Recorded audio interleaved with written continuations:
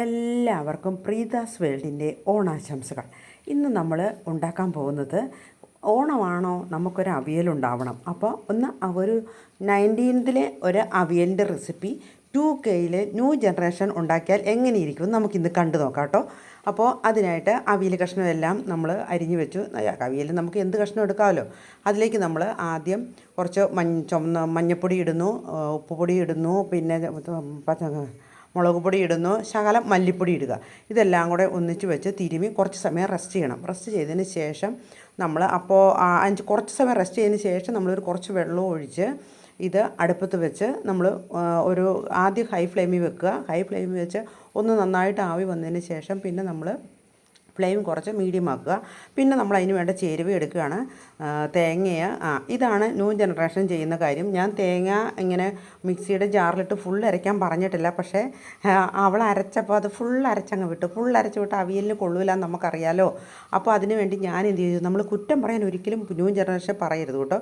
അവർക്കൊരു ഇൻട്രസ്റ്റ് പാചകത്തോട് ഉണ്ടാവണമെങ്കിൽ നമ്മൾ എന്ത് ചെയ്യുക, ഞാൻ അതിന് വേറെ കുറച്ച് തേങ്ങ വേറെ എടുത്തിട്ട് അരച്ചതിനകത്തോട്ട് മിക്സ് ചെയ്ത് അവളറിയാതെ തന്നെ മാറ്റി വെച്ചു. പിന്നെ വേണ്ടത് നമുക്ക് പച്ചക്കടുകും ചുവന്നുള്ളി അത് രണ്ടും കൂടെ ചതച്ച് വെക്കുക. അതിലേക്ക് കുറച്ച് വെളിച്ചെണ്ണ ഒഴിച്ച് ഇങ്ങനെയാണ് തേങ്ങ വേറെ ഞാൻ ചിരണ്ടിയിട്ട് അരഞ്ഞു പോയ അരപ്പിലേക്ക് എന്ന് പറഞ്ഞാൽ ജീരകവും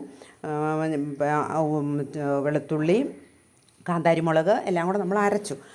അരച്ചതിൻ്റെ കൂടെയാണ് നമ്മൾ പിന്നെ കുറച്ചുകൂടെ തേങ്ങ ചേർത്ത് അരഞ്ഞു പോയല്ലോ എന്ന് വിചാരിച്ച് ചെയ്തു. എന്നിട്ടിപ്പോൾ അരപ്പിട്ടിട്ട് ഇനി ചെയ്യേണ്ടത് നമ്മൾ പണ്ടൊക്കെ എന്ന് പറയുന്ന വാളംപുളി പിഴിഞ്ഞൊഴിക്കും കേട്ടോ. ഇപ്പോൾ ഉള്ളവരൊന്നും അങ്ങനെ ഇപ്പോൾ എല്ലാവരും തക്കാളി ഇടും, മാങ്ങ ഇടും, അങ്ങനെ ഇടും. പക്ഷേ എൻ്റെയൊക്കെ ചെറുപ്പത്തിൽ അമ്മ ഇങ്ങനെ ഉണ്ടാക്കുന്നതിനകത്തെല്ലാം വാളംപുളി പിഴിഞ്ഞൊഴിക്കും. പിന്നെ ഈ പച്ചക്കടുകും ചുമന്നുള്ളിയുടെ ചതച്ചിട്ട് അതിലേക്ക് നമ്മൾ കുറച്ച് എണ്ണ ഒഴിച്ച് ഇങ്ങനെ അങ്ങ് വെക്കും. എന്നിട്ട് അത് നമ്മൾ ഈ അരപ്പ് മൂത്ത് കഴിയുമ്പോൾ അതിടും. പിന്നെ കുറച്ച് ഉലുവാപ്പൊടി ഇടും. ഉലുവ നമ്മൾ അരയ്ക്കുവാണെങ്കിൽ വേണ്ട, ഇതിപ്പോൾ ഞാൻ എല്ലാത്തിനും ഉലുവ പൊടിച്ച് വെച്ചിട്ടുള്ളതുകൊണ്ട് ഉലുവാപ്പൊടി ഇടുന്നു.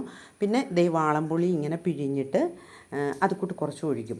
നിങ്ങൾ ഈ പ്രാവശ്യത്തെ ഓണത്തിന് ഇതൊന്ന് ട്രൈ ചെയ്ത് നോക്കുക.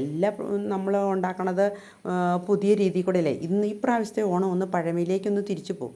എന്നിട്ട് നമ്മൾ ചതച്ച് വെച്ച ചുവന്നുള്ളിയും കടുകും കൂടി പച്ചക്കടുകും കൂടി ലാസ്റ്റ് ഇടുന്നു, പുളി ഒഴിക്കുന്നു. അപ്പം എന്നിട്ട് നമ്മൾ ഒന്നോടെ മൂടി വെച്ച് ഒരു ചെറിയ ലോ ഫ്ലെയിമിൽ തന്നെ വെക്കണം കേട്ടോ. ഒന്ന് ആവി വന്നു. അതിന് ശേഷം നമ്മൾ ഇതിലേക്ക് നന്നായിട്ട് കരിയാപ്പില ഇടുന്നു, എന്നിട്ട് പച്ച വെളിച്ചെണ്ണ ഒഴിക്കുന്നു. അങ്ങനെ നമ്മുടെ അവിയൽ റെഡിയാണ്. എൻ്റെ വീഡിയോ ആദ്യമായിട്ട് കാണുന്നവരാണെങ്കിൽ ഒന്ന് ലൈക്ക് ചെയ്യാനും ഷെയർ ചെയ്യാനും സബ്സ്ക്രൈബ് ചെയ്യാനും മറക്കല്ലേ. Thank you for watching.